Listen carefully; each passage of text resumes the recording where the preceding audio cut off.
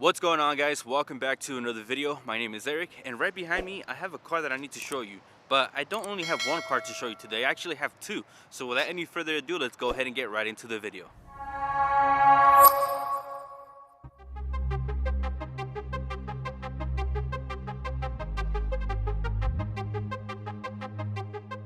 This right here is my 2008 Infiniti M35. So I picked up this car with the intentions of maybe keeping it as a daily, but since I purchased it, I have changed my mind and I'm gonna eventually sell it. Now, when I did buy it, this car wasn't drivable at all. It had a few things that need to be replaced before you can drive it. So in today's video, I'm gonna show you guys what I had to do to get this car back on the road. Now, before we get too deep into the video, I did want to give you guys a little overview of the vehicle. So right now it's filthy because it's been raining a lot here in Arizona. So the car is not clean right now. It does have a few issues, mainly with the body. So there is some dents here and there.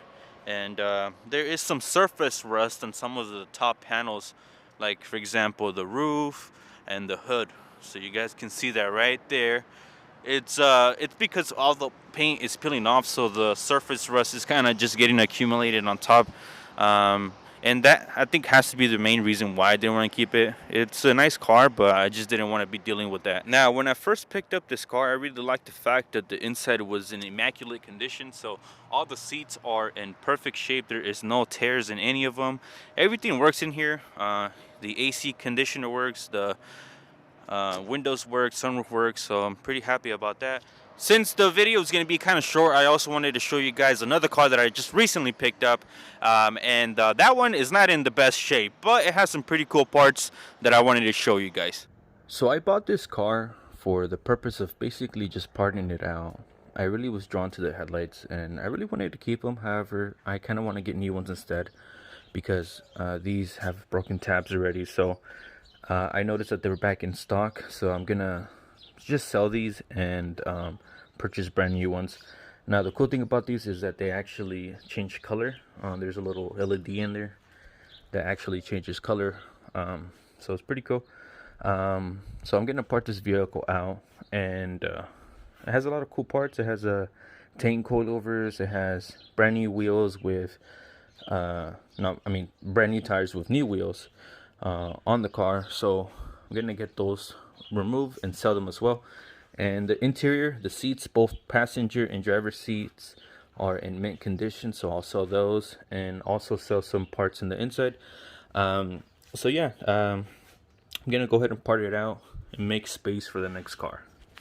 So when I bought this vehicle, I thought I was getting a good deal because it's a 2008 and it has a VQ, right? The inside of the vehicle is in perfect shape.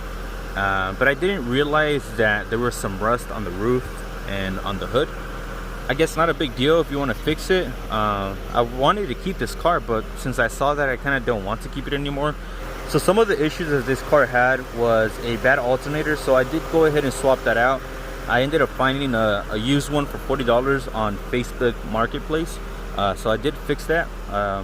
As you guys can see, this wheel is not straight. It's not supposed to be like that. I think what happened here is somebody took it out for a drift or something, because all the wheels kind of have a pretty nice curb rash on them.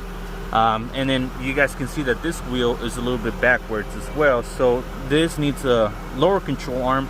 That one, I think it needs a wheel bearing and a spring hat and some other little things. But it should be fairly simple to get this vehicle back and running. So we'll go ahead and see if we can fix this.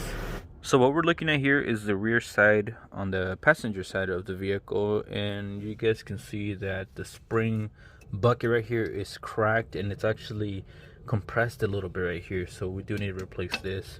And I'm not sure if this upper one is supposed to be like this. It's kind of bent a little bit this way, so we might need to replace this upper one as well.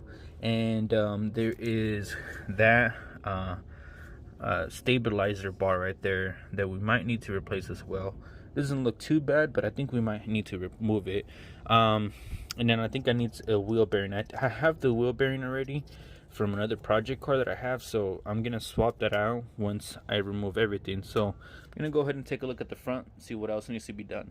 Now for the front of the vehicle, it will need a lower control arm. It is making contact with the shock right here. So I think this is kind of bent in and this way, so we'll have to replace that. It looks like the upper control arm might be bad as well, so I'm not too sure if I'll replace that, because it looks like maybe this is just, you know, flexing that way because of the lower control arm. So I got the lower control arm out of the way. It was a pain in the butt to get it out, but once you remove all the fasteners in the way, it's pretty easy. I did remove the whole knuckle right here off to the side because it made it a lot easier to remove it. So right over here I have the lower control arm. You can't really tell that it's bad, but I'm pretty sure this right here is bent more than what it needs to be. So I'm gonna replace it, and hopefully that will fix the rubbing issue here on the fender. And then I already have the back removed, so we're gonna head out. I just finished pulling off the parts from the part cars, and I wanted to show you guys the differences between the part that I just picked up and the old part on the car. You guys can clearly see what happened with this one right here. The length of it is much shorter, so it's pushing the wheel out. So I'm excited to get this installed. And then on here, this is the replacement lower control arm. So from looking at this, it doesn't look like there's much difference, right? But then you look over here, the bottom one actually is the replacement. This is the one that was on the car, so it's kind of like bent a little bit this way, as you can see right there. So it's not perfectly straight. So that should also fix the issue in the front. It is the next day. I did some work off camera, and basically I put everything back together. I'm excited to show you guys that this wheel is no longer crooked. It's straight now, so that's perfect. And it actually didn't need a wheel bearing in the back, but it does need a wheel bearing in the front. So let me show you guys this. So the wheel's not supposed to move like that, so this wheel bearing is bad. So I'm gonna go ahead and get a new one as well, so we can fix this. So this literally took about 10 minutes, probably even less. But basically you have to remove your brake caliper out of the way. It's okay to leave it dangling like this for a short period of time. You did need to remove these 22mm bolts that hold the caliper in place. Once you remove that, you should be able to have access to your wheel bearing. Now you guys can see this.